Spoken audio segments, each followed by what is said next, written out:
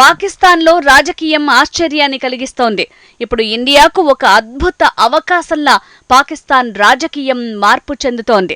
పాకిస్తాన్లో వాస్తవానికి ఇమ్రాన్ ఖాన్ పార్టీకి పూర్తిస్థాయి మెజారిటీ వచ్చే అవకాశం ఉంది. కానీ ఇమ్రాన్ ఖాన్ను ఆర్మీ పూర్తిగా తొక్కిపెట్టడంతో పాకిస్తాన్లో అగ్గి రాజుకుంటోంది.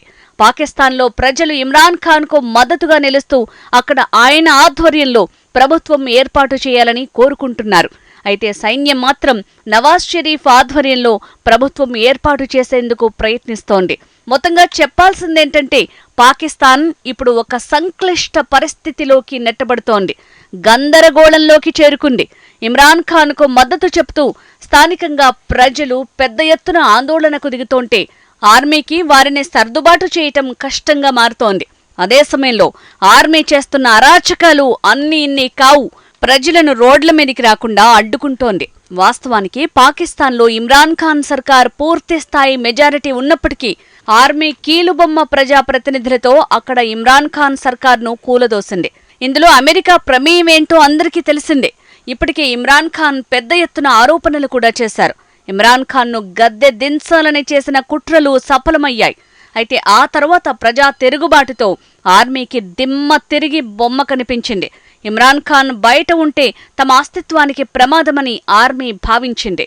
ఆ తర్వాత అనేక సెక్షన్లతో ఇమ్రాన్ ఖాన్ను జైలుకు పంపారు.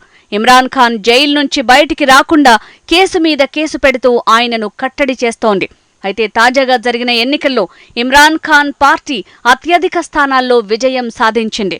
ఒక రకంగా చెప్పాలంటే స్వతంత్రంగా బరిలోకి దిగిన ఇమ్రాన్ ఖాన్ అభ్యర్థులు నవాజ్ షరీఫ్, భుట్టో పార్టీల కంటే ఎక్కువ స్థానాల్లో గెలవటం ఆషామాషి ఏం కాదు. 110కి పైగా స్థానాలు గెలుచుకుని ఇమ్రాన్ ఖాన్ పార్టీ సత్తా చాటింది. ఓవైపు నవాజ్ షరీఫ్ గాని, మరోవైపు భుట్టో తనయుడు బిలావల్ గాని అనుకున్న విధంగా ఫలితాలు సాధించలేకపోయారు.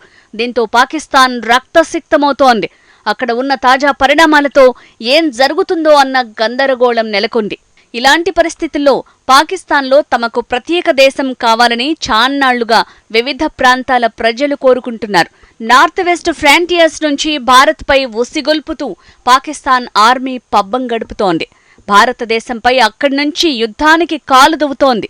ఇలాంటి తరుణంలో నార్త్ వెస్ట్ ఫ్రాంటియర్స్ ప్రాంత ప్రజలు సైన్యంతో ఢీకొట్టే అవకాశం స్పష్టంగా కనిపిస్తోంది.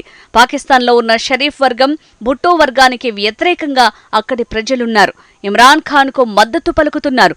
ఇప్పుడు వారందరూ కూడా ఇమ్రాన్ ఖాన్కు మద్దతుగా బాసటగా నిలిచేందుకు వెనకాడటం లేదు. సైన్యాన్ని ఎదురించి నిలబడుతున్నారు.